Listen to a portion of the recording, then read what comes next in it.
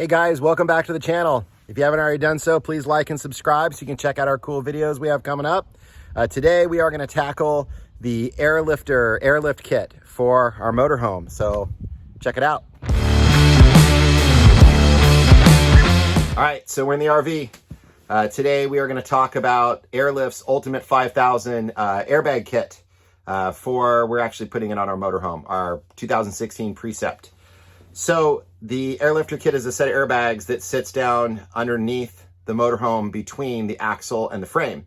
And it's designed to do a couple things. One is when you're towing, it's designed to be able to allow you to level the vehicle. So if you add a hitch or something on the hitch, it's going to drop down the back of the vehicle. The airbags bring it back up level, which is cool. The other thing that I was hoping it would do, and I'm going to show you what it's accomplished for me, was to be able to raise temporarily the very back of the motorhome, putting the airbags at the max capacity of 100 psi to try to lift it up.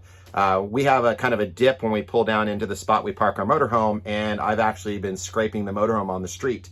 So I'm hoping to raise the motorhome up to be able to kind of overcome that dip. So I'm going to show you how much it actually lifts the motorhome. So if you're looking for that kind of extra ground clearance in different applications, this is going to help give you an idea of what that's going to do. And we're also going to talk about what it does for you driving down the road, not just towing, but also just in general, like windy conditions and such. So this is definitely a kit you can install yourself. We got the Ultimate 5000 kit, which has a joist bumper inside of the airbag. We also got their onboard air system, which has their easy mount compressor, and it comes with a cool wireless remote. So you're able to adjust it on the go. So you can be driving down the road and be able to adjust that PSI, which is super cool. So we're going to run over to Danbuilt, which is a shop that's here local in San Diego that's going to do the installation for us. We're getting ready to go on a trip, so having enough time to get this done is a little bit tough. So we're going to have them do it while I get some other things taken care of. So let's head to Danbuilt. We're going to get them installed. I'll show you the installation pictures of kind of where everything mounts, and then we'll test it out and see how it goes. All right, guys, here we are. We're at Danbuilt Engineering. Gonna get our airbags put on the motorhome, getting ourselves decked out and ready for the desert next season. Oh, there she is. Ready to go. Airbag time. All right, guys, check out Danbuilt's shop. Pretty awesome. Got the CNC machine. Look at this cool fabrication. They got all kinds of stuff going on, man. And then got the airbags on the motorhome. We'll check it out. All right, guys, installation went great. Here's a couple shots of the actual airbag, the mounting bracket. It went in really well. It sits right between the frame and the leaf spring. There's also a shot there of the actual air compressor with its installation bracket that makes it super easy. So one quick note I want to make on the installation of the air compressor is you want to consider where it's at compared to the front of the vehicle. So if you want to operate your remote from the driver's seat, you don't want to put the air compressor too far back or it won't reach the signal.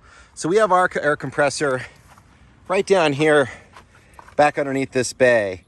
And that's, you know, if I was to walk it off from where it's at, you're talking about 1, 2, 3, 4, probably about 5 paces. So about 15 feet or so back from the actual driver's seat. And from there, I get great signal and it seems to work really well. So definitely important to make sure that we get that air compressor as close as you can forward to the actual driver's seat so you can operate it while driving. So now that we have everything installed, we're going to do a quick test. We're going to see basically how long it takes for it to go from 5 psi, which is the minimum, all the way up to 100 psi, and how far it travels up.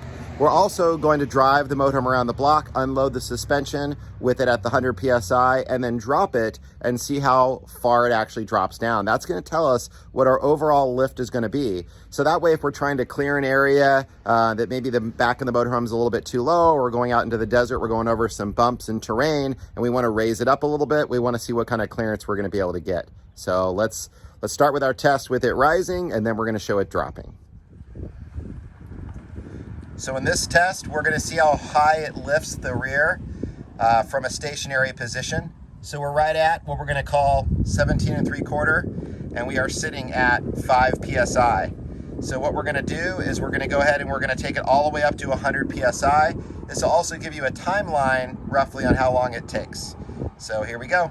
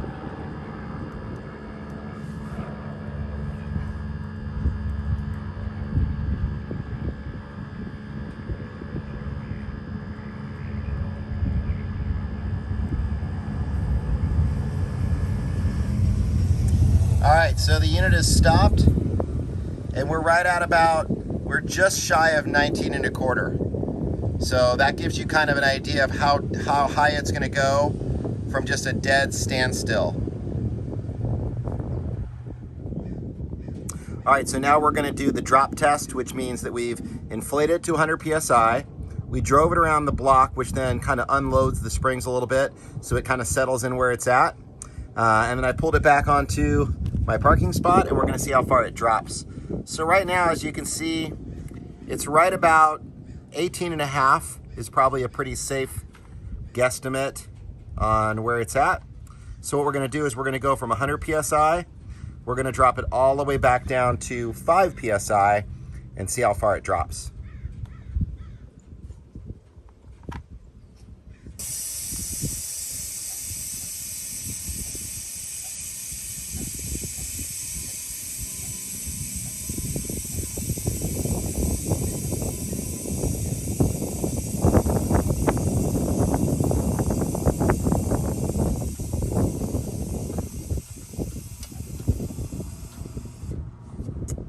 Okay, so we settled. I'm gonna say we're at about 16 3/4 is what it actually looks like from here. All right, so from the video you could see, if you did the math, it took about 1 minute and 37 seconds to go from 5 PSI to 100 PSI. One note, whenever you take these to 100 PSI on a motorhome, I definitely recommend that the motorhome is completely stopped. You don't want to be raising them to 100 PSI when you're driving down the road. It's definitely fine to do that when you're going to like 50 or 60 PSI or 70 even. But I found that with the motorhome moving around, the pressure changes on the bags. And when it's trying to get to that 100 number, it struggles a little bit. And you can actually put the compressor into kind of a lockout mode where you have to reset it. So definitely pull over and stop when you want to go to the 100 PSI. So for dimension wise, you probably saw that we've gotten 1.5 inches of rise, and then we were able to get 1 3/4 inches of drop, which means that it rises to 1.5 inches, but as you drive around and the suspension unloads a little bit, it goes up about another 1/4 inch or so. So if you're looking for ground clearance, and that's the purpose of you guys putting the airlifter on your motorhome, you're gonna get about that 1 3/4 inches. Keep in mind, that was, I want to say that's about 4 or 5 feet behind the rear axle. If I go all the way back to the very, very back, and it would have been hard for me to measure it based on my parking spot area for my motorhome, but the further out you go off the back away from that axle, the higher it will be. So I would definitely say it probably gives you over 2 inches, maybe even more at the very, very back, which if you're trying to pull into like a kind of a drop down low area, you're worried about scraping the rear, because these motorhomes are getting lower and lower these days to expand storage and also aerodynamics. You're going to get a little bit more room there, which is awesome. So you will definitely see some benefit from doing this. It'll lift the rear end up a little bit to help you kind of clear a steep driveway or something along those lines. So guys, overall, I think the airbags were a great investment and upgrade to our Precept. I did find, I've done a couple things since this video. I've already driven it with the airbags a couple of times. We went on a pretty trip with very windy conditions. I brought the PSI up to about 50 to 60 PSI. It definitely helped out with a lot of stabilization. So that was really, really good. I'm not going to say it's a sumo spring or adding a rear track bar, but it definitely made a difference, which was nice. I also have towed our 25-foot Warlock powerboat behind it. Which gets me to about, I think, around 64 feet of overall length with our 32-foot motorhome. So that's pretty long. And the airbags definitely helped to stabilize everything. It towed it great. I was really happy. I did not get a chance to tow it without the airbags, so I can't really comment on the differences. But I will say that stiffing it up helped as far as hitting bumps and things like that. I definitely feel like it worked. We ran with the boat at around 50 PSI. I'm finding that I drive it around at about 30 to 35 PSI, and that seems to work really well for me, where I don't lose much of the ride, but I definitely get a little bit more stability. So overall, I think it's a pretty good investment for the airbags, especially if you want the versatility and you're doing a lot of towing. I think it's a pretty good way to go. All right, guys, so that'll pretty much wrap it up. That's the comments and the feedback I have on the Airlifter airlift system for a motorhome. If you guys have any additional questions on it or any comments, feel free to use the comment section down below. I'll definitely answer your questions. But that's it. Please like and subscribe. Until the next video, we'll see you soon.